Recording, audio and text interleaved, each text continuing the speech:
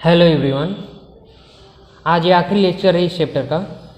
ठीक है, पिछले लेक्चर में बताया गया था भूपयोग के बारे में 1960 टू 1961 एंड 2014-15। तो 1960 टू 61 और 2014-15 के बीच का भूपयोग बताया गया था। ठीक है, क्या डिफरेंसेस आए थे। चलिए आज का टॉपिक शुरू करते हैं, भूमि निम्नीकरण और संरक्षण उपाय। चलिए देखते हैं भूमि निम्नीकरण क्या होता है। पहले तो भूमि के बारे में हम जान लेंगे कि भूमि क्या है। भूमि एक ऐसा संसाधन है जिसका उपयोग हमारे पूर्वज करते आए हैं तथा आने वाली पीढ़ी भी भूमि का उपयोग करेगी। कह रहा है भूमि एक ऐसा संसाधन है जिसका उपयोग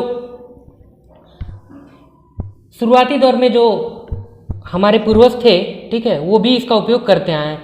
यह भगवान के दिया गया एक अनमोल तोहफा, कह सकते हैं कि एक प्राकृतिक उपहार है।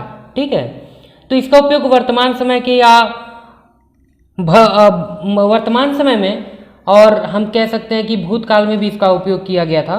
ठीक है, भूतकाल से लेकर के अभी तक इसका उपयोग किया जा रहा है इस प्राकृतिक संसाधन का, और आगे भविष्य में भी, फ्यूचर में भी इसका उपयोग किया जाएगा।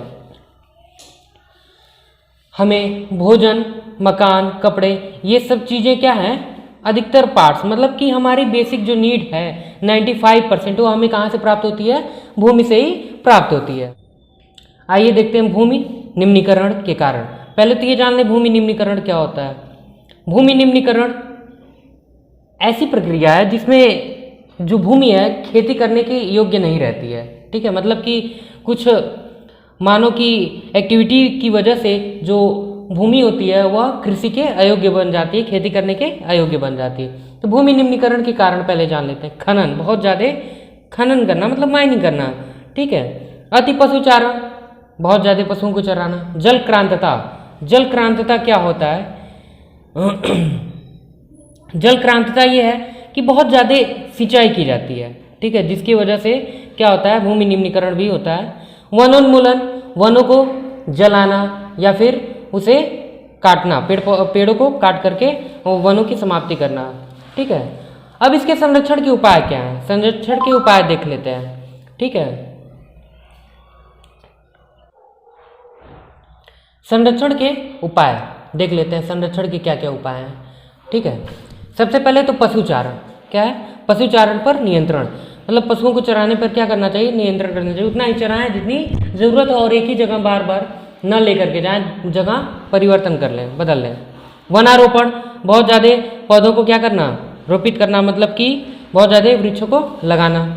तीसरा है रेतीले टीलों को कांटेदार झाड़ियाँ लाकर, मतलब रेतीले टीले, बहुत बड़े जो रेतीले टीले होते हैं, ठीक है, उनको कांटेदार झाड़ी ला करके उसे क्या कर सकते हैं, रोक सकते हैं। स्थिर बनाना, ठीक है, क्या बनाना, स्थिर बनाना। नेक्स्ट है बंजर भूमि के उचित प्रबंधन। अब जो बंजर भूमि है उसके लिए उचित प्रबंध किया जाए। किस प्रकार कि उसे ऐसा बनाया जाए कि वह खेती करने के योग्य हो। ठीक है, नेक्स्ट है खनन नियंत्रण। बहुत ज़्यादा खुदाई, मतलब बहुत ज़्यादा माइनिंग नहीं करनी चाहिए। ठीक है, जरूरत के हिसाब से माइनिंग करें और खुदाई करने के बाद उस जमीन को ऐसे खुला न छोड़ें। ठीक है, खनन पर भी नियंत्रण करके हम इसको संरक्षित कर सकते हैं, भूमि निम्नीकरण को। ठीक है, भूमि को सुरक्षित कर सकते हैं। नेक्स्ट है रक्षक मेखला। रक्षक मेखला क्या होता है, रक्षक मेखला मतलब कि खेतों के किनारे जिस ओर वायु बह रही, जिस ओर हवा बह रहा है, मतलब हवा की दिशा में 90 डिग्री एंगल पर, मतलब कि समकोण पर लाइन से वृक्ष लगाया जाता है। ठीक है, वृक्ष लगाया जाता है। इसकी वजह से जो वायु के द्वारा मतलब अपर्दन हो रहा है, ठीक है, उसे हम क्या कर सकते हैं, आसानी से रोक सकते हैं। मृदा संसाधन, नेक्स्ट टॉपिक है मृदा संसाधन। मृदा संसाधन क्या होता है, कौन कौन से हैं मृदा के स्रोत, देखते हैं। असंगठित पदार्थों से बनी पृथ्वी की सबसे ऊपरी परत को मृदा कहते हैं। मृदा किसे कहते हैं, अगर आ गया क्वेश्चन कोई पूछ दे तो असंगठित पदार्थ से बना हुआ पृथ्वी का सबसे ऊपर का जो लेयर होता है, ठीक है, उसे क्या बोलते हैं, मृदा कहते हैं। मृदा जो है यह एकदम नवीकरणीय योग्य प्राकृतिक संसाधन है। ठीक है, मृदा जो है नवीकरणीय योग्य प्राकृतिक संसाधन है। पृथ्वी पर विभिन्न प्रकार के जीवों का पोषण करती है। मृदा जो है पृथ्वी पर विभिन्न प्रकार के जीवों का पोषण करती है। मृदा अनेक प्रकार के खनिजों, पौधों, जीव जंतुओं के अवशेष से बनी है। प्रकृति के अनेक तत्व जैसे तापमान परिवर्तन, बहते जल की क्रिया, पवन, अपघटन क्रियाएं आदि मृदा बनने की प्रक्रिया में योगदान देती है। कह रहा है जो मृदा है वो कैसे बनती है, तो ये अनेक प्रकार के जो खनिज होते हैं, ठीक है, पौधे होते हैं या फिर जीव जंतु होते हैं, ये इनके अवशेष से बनती है। ठीक है, मृदा जो है इनके अवशेष से बनती है। इनके मृदा में इनके अंदर होने वाले जो रासायनिक और जैविक परिवर्तन है यह भी क्या है, इंपॉर्टेंट है, महत्वपूर्ण है। ठीक है, मृदा बनने की प्रक्रिया को निर्धारित करने वाले तत्व उनके रंग, गहराई, गठन, आयु और रासायनिक भौतिक गुणों के आधार पर भारत की मृदाओं का निम्नलिखित प्रकार से वर्गीकरण किया गया है। चलिए आइए देखते हैं मृदाओं का वर्गीकरण। भारत में अनेक प्रकार की उच्चावच भू आकृतियां, जलवायु और वनस्पतियां पाई जाती हैं। इसी कारण भारत की मृदाओं को 6 प्रकार में मुख्यतः बांटा गया है। चलिए आइए देखते हैं। पहला है जलोढ़ मृदा। ठीक है, यह देश की सबसे महत्वपूर्ण मृदा है। जलोढ़ मिट्टी की बात की जा रही है, यह देश की सबसे इंपॉर्टेंट मृदाओं में से एक है। इन मृदाओं का निर्माण हिमालय पर्वत और बहुत बड़े भारतीय पठार से निकलने वाली नदियों सिंधु, गंगा, ब्रह्मपुत्र द्वारा लाए गए निक्षेपों से बनी हुई। कह रहा है कि जो जलोढ़ मृदा है वो हमारे देश की सबसे इंपॉर्टेंट, सबसे महत्वपूर्ण मृदाओं में से एक है। इसका निर्माण हिमालय पर्वत से जो 3 महत्वपूर्ण नदियां आती हैं, नदी तंत्र जिसे कह सकते हैं, सिंधु नदी, गंगा नदी और ब्रह्मपुत्र, इन नदियों के द्वारा जो लाए गए निक्षेप होते हैं। मतलब कि निक्षेप क्या होते हैं, पानी के साथ जो कंकड़ पत्थर जो उसके साथ बह करके आते हैं उसे हम क्या कहते हैं, निक्षेप कहते हैं। ठीक है, एक संकरे गलियारे के द्वारा ये मृदाएं राजस्थान और गुजरात तक फैली, मतलब कि एक बहुत ही पतले रास्ते के द्वारा ये जो मृदाएं हैं राजस्थान और गुजरात तक फैली हुई हैं। ठीक है, नेक्स्ट है पूर्वी तटीय मैदान, विशेषकर महानदी, गोदावरी, कृष्णा और कावेरी नदियों के डेल्टे भी जलोढ़ मृदा से बने। कह रहा है जो पूर्वी तटीय क्षेत्र है, मैदान है भारत का, विशेषकर महानदी और गोदावरी, कृष्णा, कावेरी, ये जो नदियां हैं इनके जो डेल्टे का निर्माण होता है। ठीक है, तो ये भी जो डेल्टा बने हुए हैं ये भी किससे बने हुए हैं, जलोढ़ मृदा से बने हुए हैं। ठीक है, आयु के आधार पर जलोढ़ मृदाएं 2 प्रकार की होती हैं। कह रहा है कि आयु के आधार पर जो जलोढ़ मृदा है यह 2 प्रकार से इनको वर्गीकृत किया गया है, बांगर और खादर।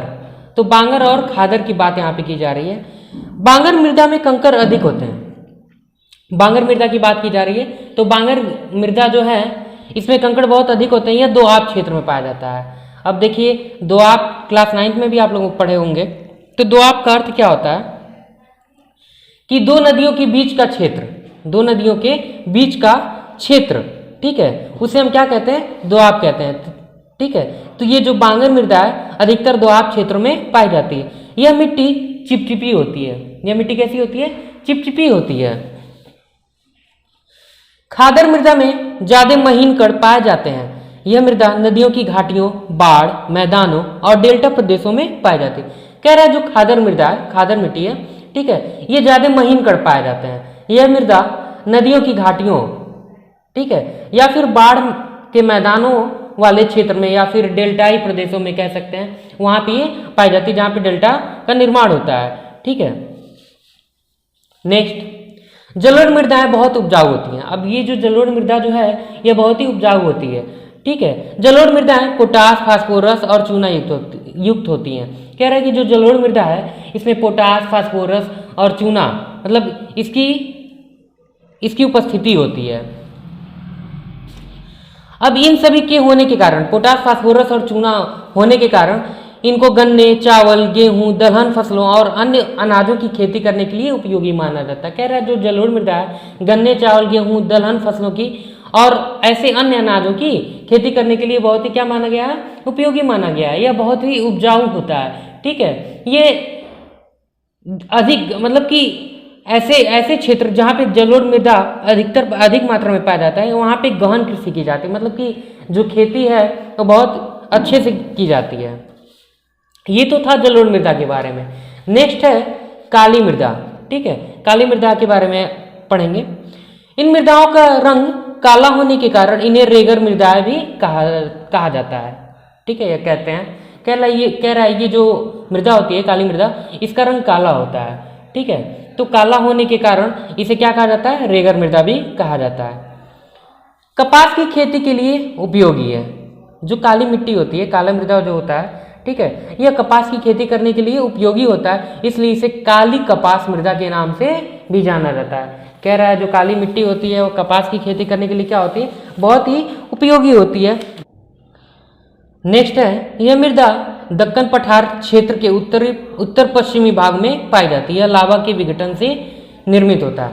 लावा जो होता है, ठीक है, मकई के लावा की बात नहीं की जा रही है यहाँ पे, ठीक है, यहाँ लावा की बात की जा रही है।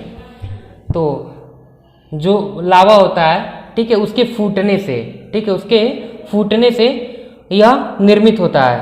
कौन सी मिट्टी की बात की जा रही है, काली मिट्टी की बात की जा रही है, ठीक है। तो लावा के विघटन से यह मिट्टी बनता है और यह उत्तर पश्चिमी भाग में पाया जाता है। पर्याप्त नमी के साथ साथ इस मृदा में चूना, पोटास और लोहे की भी पर्याप्त मात्रा होती है।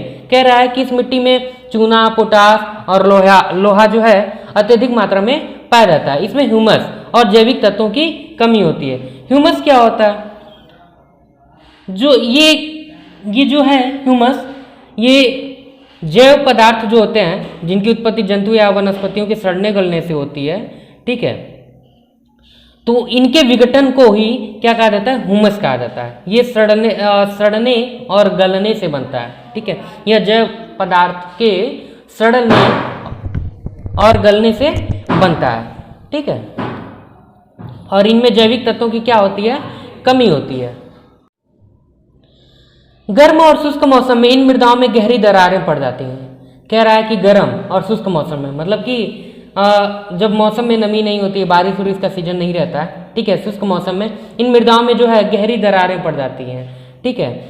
वायु का मिश्रण हो जाता है। अब दरारें पड़ने के कारण स्पेस मिल जाता है जिसमें ऑक्सीजन आसानी से क्या होता है, घुल जाता है, जल नीचे तक चला जाता है और यही वजह है कि इसकी नमी लंबे समय तक बनी रहती है। जाहिर सी बात है, दरार पड़ने के कारण सारे जो पानी होंगे, ठीक है, बारिश की जो पानी होगी वह क्या होगी, नीचे चली जाएगी और जिसकी वजह से नमी क्या होगी, इस मिट्टी की बहुत देर तक बनी रहेगी। तो काली मिट्टी जो होती है बहुत ही उपयोगी होती है खेती करने के लिए। यह खास करके इसका उपयोग मोटे अनाज की पैदावार के लिए किया जाता है। कह रहा है काली मिट्टी का उपयोग अधिकतर मोटे अनाज की पैदावार के लिए किया जाता है। यह कहाँ कहाँ पाई जाती है, आइए देखते हैं। यह मुख्यतः महाराष्ट्र, तमिलनाडु, छत्तीसगढ़, मध्य प्रदेश, गुजरात और आंध्र प्रदेश में पाया जाता है। नेक्स्ट है लाल और पीली मिट्टी। यह तो अभी तक काली मिट्टी के बारे में बताया गया था। अब आते हैं लाल और पीली मिट्टी के बारे में पढ़ने के लिए, ठीक है। लाल मृदा जो है दक्कन पठार की प्राचीनतम मेटामॉर्फिक चट्टान के अपक्षय होने से बनती है। लाल मृदा जो है दक्कन पठार की प्राचीनतम चट्टान जो है मेटामॉर्फिक चट्टान पाई जाती है वहां पे, इसके विघटन से, इसके अपक्षय होने से बनता है। इसके टूटने फूटने से यह क्या होता है, बनता है।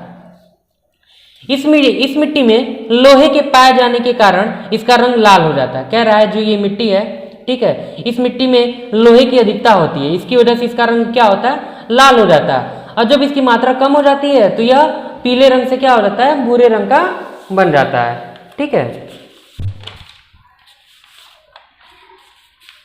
इसमें नाइट्रोजन और फास्फोरस,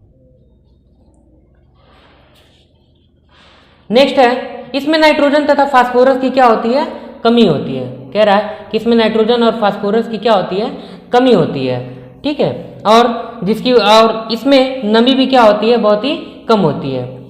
इस मृदा का उपयोग गेहूं, चावल, दालों, तिलहन और कपास की खेती करने के लिए किया जाता है। कह रहा है ये जो मिट्टी है, ठीक है, लाल और पीली मिट्टी, इसका उपयोग मुख्यतः गेहूं, चावल, दाल, तिलहन और कपास के लिए उपयोगी माना गया है। नेक्स्ट है, यह मृदा केरल में रबर की खेती करने के लिए उपयोगी माना गया है। कह रहा है कि जो लाल और पीली मिट्टी होती है यह केरल में रबर की खेती के लिए क्या है, बहुत ही उपयोगी सिद्ध हुआ है। यह मिट्टी कहाँ कहाँ पाई जाती है, छत्तीसगढ़, राजस्थान, तमिलनाडु, मेघालय, नागालैंड, उड़ीसा और महाराष्ट्र में पाया जाता है। ये तो जानकारी थी लाल और पीली मिट्टी के बारे में। नेक्स्ट मिट्टी है लैटराइट मृदा। चलिए लैटराइट मृदा के बारे में पढ़ेंगे। लैटराइट शब्द का शब्द ग्रीक भाषा के शब्द लेटर से लिया गया है, जिसका अर्थ है ईंट। कह रहा है जो लेटराइट मृदा है वह ग्रीक भाषा के शब्द लेटर से लिया गया, अब जिसका अर्थ निकल करके आता है लेटर का ईंट। ठीक है, इस मिट्टी का निर्माण भारी वर्षा से अत्यधिक निक्षालन के कारण होता है। कह रहा है ये जो मिट्टी है बहुत ज्यादा वर्षा होने के कारण निक्षालन की वजह से यह बनता है। निक्षालन क्या होता है? जब अधिक वर्षा होने लगती है, जिस जगह पे अधिक वर्षा होने लगती है तो मिट्टी के खनिज जम जाते हैं। ठीक है, जहाँ पे बारिश ज्यादा होती है उस जगह पे मिट्टी के खनिज जम जाते हैं। रसायनों को मिट्टी आदि से बाहर निकाला जाता है, जो रसायन होते हैं मिट्टी में उपस्थित, ठीक है, उसे मिट्टी से बाहर निकाला जाता है। ठीक है, तो इस रसायन को बाहर निकालने की प्रक्रिया, मतलब कि रसायन को मिट्टी से बाहर निकालने की प्रक्रिया को हम क्या कहते हैं? निक्षालन कहते हैं। चलिए नेक्स्ट है पॉइंट, इस मृदा में एल्यूमिनियम और लोहे की मात्रा होती है। कह रहा है कि जो लेटराइट मृदा है इसमें लोहे और एल्यूमिनियम की मात्रा होती है, जिसकी वजह से ह्यूमस का निर्माण होता है। ह्यूमस क्या होता है? बताया गया कि जो जैव पदार्थ होते हैं वो सड़ने और गलने से बनते हैं। ठीक है, तो ये जो सड़ना और गलना है, ठीक है, यही क्या होता है? काले भूरे रंग का अवशिष्ट पदार्थ होता है, जिसे हम क्या कहते हैं? ह्यूमस कहते हैं। ठीक है, जो भी विघटित जैविक पदार्थ होते हैं जिनकी उत्पत्ति जंतुओं या वनस्पतियों के सड़ने गलने से होती है। ठीक है, भारत में मूंगफली इसी मृदा में अधिकतर होती है। कह रहा है कि भारत में मूंगफली की पैदावार अधिकतर लेटराइट मृदा में ही होती है, और यह जो लेटराइट मृदा है भारत में मूंगफली की पैदावार करने के लिए बहुत ही उपयोगी सिद्ध हुई है। ठीक है, यह मृदा रबर, कॉफी, मसाले, तेजपात, काजू, नारियल, चाय, चावल, ज्वार, बाजरा की खेती करने के लिए क्या है? अनुकूल है। कह रहा है कि जो भारत में ये जो मिट्टी पाई जाती है लेटराइट मिट्टी, रबर, कॉफी, मसाले, तेजपात, काजू, नारियल, चाय, चावल, ज्वार, बाजरे की खेती करने के लिए क्या है? इसे बहुत ही अनुकूल माना गया है। अभी कहाँ कहाँ पाया जाता है?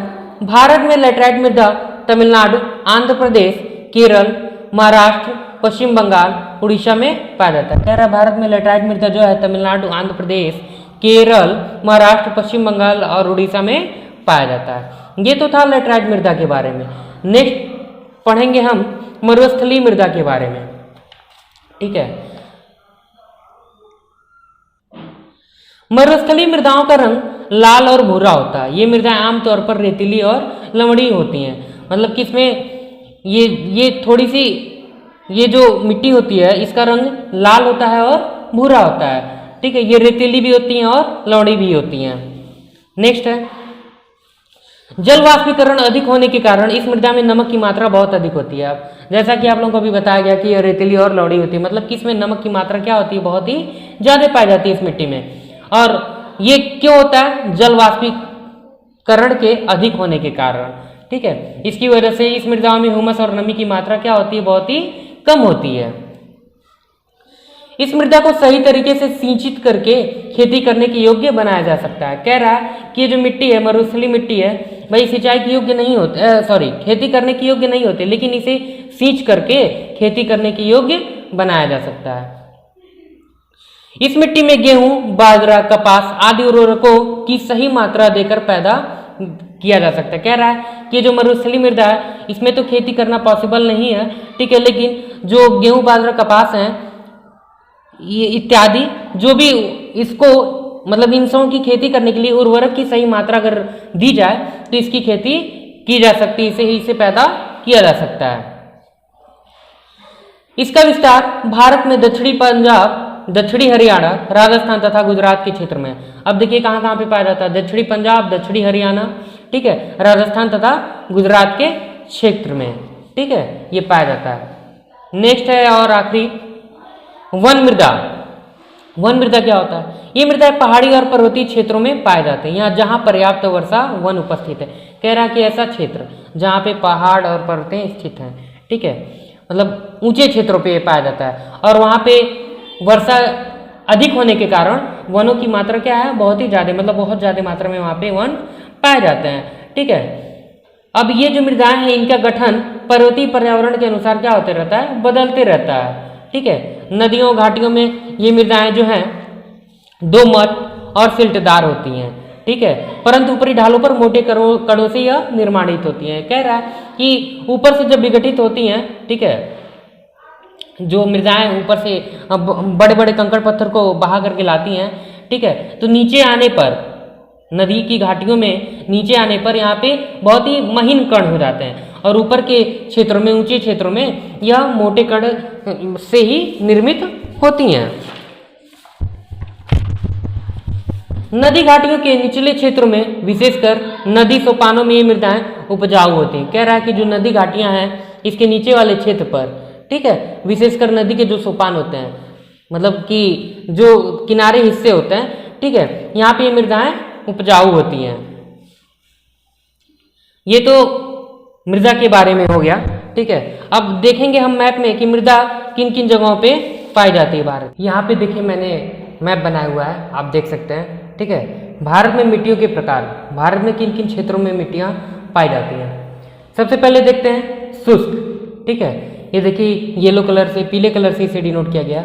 ये जो एरिया है, ठीक है, राजस्थान का कुछ क्षेत्र, ठीक है, यहाँ पे क्या है, शुष्क मिट्टियाँ, मतलब कि रेतीली मिट्टियाँ, ठीक है, मरुस्थलीय मृदा पाई जाती है, ठीक है। नेक्स्ट है लैटराइट। अब जितने भी यहाँ पे पिंक कलर से दिखाए गए हैं, ठीक है, एक सेकंड, यहाँ पे देख लीजिए ये एरिया, ठीक है, ये एरिया, ये एरिया, ये एरिया, ठीक है, ये एरिया, ये एरिया, ये एरिया, यहाँ पे थोड़ा सा कुछ भाग, ये एरिया, ये पार्ट, ये पार्ट और ये पार्ट, ये जो भी क्षेत्र दिखाए गए हैं यहाँ पे, ये यहाँ पे लैटराइट मिट्टी पाई जाती है। नेक्स्ट है काली मृदा, काली मिट्टी। अब ये पूरा एरिया यहाँ पे आप देख सकते हैं मैप में, ये पूरा एरिया जहाँ पे ये ब्लैक कलर से लोकेट किया गया है, दिखाया गया है क्षेत्र, ठीक है, ये कुछ एरिया है, यहाँ पे कुछ एरिया ये, और यहाँ पे बीच बीच में छोटे छोटे कुछ क्षेत्र हैं जहाँ पे काली मिट्टी क्या है, पाई जाती है। नेक्स्ट है जलोढ़ मृदा, ठीक है, जलोढ़ मृदा, ये पूरा एरिया आप देख सकते हैं, ये, ठीक है, ये पूरा एरिया यहाँ पे ऐसे, ये पूरा एरिया जो है यहाँ पे क्या है, जलोढ़ मृदा पाई जाती है, ठीक है। नेक्स्ट है लाल और पीली मिट्टी। तो लाल और पीली मिट्टी के लिए रेड कलर से, यहाँ पे देखिए रेड कलर से किया गया, ये एरिया जो भी है रेड कलर से किया गया। यहाँ पे ये ऐसा क्षेत्र है जहाँ पे क्या है, लाल और पीली मिट्टी पाई जाती है। क्षेत्रों के नाम, राज्यों के नाम आपको बता दिया गया है नोट्स में, आप वहाँ से नोट करके देख सकते हैं, ठीक है। ये भी एरिया है, यहाँ पे लाल और पीली मिट्टी पाई जाती है। यहाँ पे ये एरिया देख लीजिए पूरा, ठीक है, तो यहाँ पे लाल और पीली मिट्टी पाई जाती है। नेक्स्ट है पर्वत और वन, ठीक है, वनी मृदा, वन मृदा की बात की जा रही है। तो ये केवल इसमें देखिए कुछ ही एरिया है, यहाँ पे छोटा सा थोड़ा सा है, और यहाँ पे ये एरिया, और यहाँ पे ये पूरा एरिया, यहाँ पे वन मृदा पाया जाता है, ठीक है। तो ये आपका मृदा था, मृदा के बारे में कि भारत के किन किन क्षेत्रों में मृदा पाई जाती है। आई होप आप लोग ये चैप्टर बहुत अच्छे से समझ में आया होगा। आप लोग ट्यूटोरियल वीडियो फिर से अगर एक बार में नहीं समझ में आता है तो आप दोबारा देख करके समझ सकते हैं। अदरवाइज अगर कोई डाउट होता है तो आप कमेंट सेक्शन में अपने डाउट्स पूछ सकते हैं। Thank you so much. मृदा अपर्दन और संरक्षण, ये आखिरी टॉपिक है इस चैप्टर का। आइए देखते हैं मृदा अपर्दन किसे कहते हैं। मृदा अपर्दन, मृदा के कटाव और उसके बहाव की प्रक्रिया को क्या कहा जाता है, मृदा अपर्दन। कह रहा है मिट्टी के कटाव और उसके बहने की प्रक्रिया को क्या कहा जाता है, मृदा अपर्दन। मृदा के बनने और अपर्दन की क्रियाएं आमतौर पर साथ साथ चलती रहती है, मतलब कि मृदा का बनना, मिट्टी का बनना और अपर्दन, ये दोनों क्रियाएं एक साथ होते रहती हैं और दोनों में संतुलन होता है। ऐसा नहीं कि मृदा अपर्दन ज्यादा हो गया या मृदा कम बना, ठीक है। अब इसके कुछ कारण यहाँ पे दिए गए हैं कि मृदा अपर्दन होने के कारण क्या क्या है। तो वनों का उन्मूलन, मतलब कि वनों की कटाई या फिर उसे वनों में पेड़ पौधे की कटाई या उसे जला देना, ठीक है, पेड़ों को जला देना। अति पशु चारण, बहुत ज्यादा पशुओं को चराने से। खेती करने के गलत तरीके से, ठीक है, कई बार क्या होता है कि हम गलत तरीके से खेती करते हैं जिसकी वजह से भी क्या होता है, मृदा अपर्दन होने लगता है। गलत तरीके से हल चलाने से।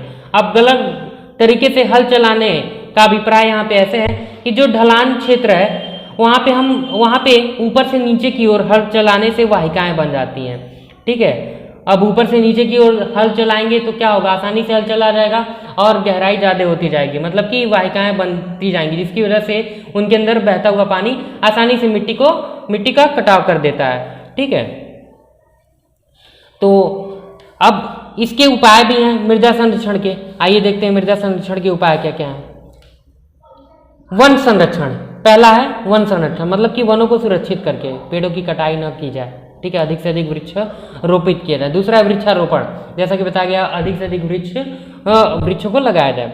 ठीक है, सीढ़ीदार खेत बनाकर, ठीक है, बड़े बड़े खेतों को पट्टियों में बांट दिया जाता है। ठीक है, फसलों के बीच घास की पट्टियां उगाई जाती हैं, जिसकी वजह से क्या होता है कि जो मिट्टी है उसका कटाव रुक जाता है। बांध बनाने से भी प्राय क्या, बहुत सारी नदियां ऐसी हैं जहाँ पे हम बांध क्या कर सकते हैं, बना करके पानी रोक सकते हैं। जैसे कि बाढ़ आ रहा है, ठीक है, पानी का स्तर बढ़ जाने से क्या होता है, बाढ़ कभी कभी आने लगता है, तो अगर हम डैम बना के बांध बना करके उस पानी को रोक दें, या फिर पानी को रोक दें और उसे उस एरिया में डाइवर्ट कर दें, उस एरिया में रास्ता बना करके डाइवर्ट कर दें जहाँ पे पानी की ज़रूरत है, तो इसकी वजह से भी क्या होगा, नदियों का जल स्तर नहीं बढ़ेगा और जो किनारे के क्षेत्र हैं नदी के, वहाँ पे जो मिट्टियाँ हैं वह नहीं कटेंगी। ठीक है, इसकी वजह से भी क्या हो जाएगा, मृदा सुरक्षित रहेगी। समुच्च जुताई, ठीक है, समुच्च जुताई करके भी हम क्या कर सकते हैं, ये मृदा को संरक्षित कर सकते हैं। समुच्च जुताई, अब समुच्च जुताई को समझ लेंगे। समुच्च जुताई क्या होती है, ढाल वाली जो भूमियां होती हैं अक्सर, वहां पे समुच्च रेखाओं के समानांतर अगर हल चलाया जाए तो ढाल के साथ जो जल बहाव है उसकी गति भी क्या हो जाती है, कम हो जाती है। मतलब कि ढाल वाली भूमि पर अगर रेखाओं के समांतर हल चलाया जाए तो ढाल के साथ जो जल की बहाव है वह उसकी गति क्या हो जाएगी, कम हो जाएगी। इसी को क्या कहा जाता है, समुच्च जुताई। तो इसी के साथ ये चैप्टर फिनिश होता है। Thank you so much.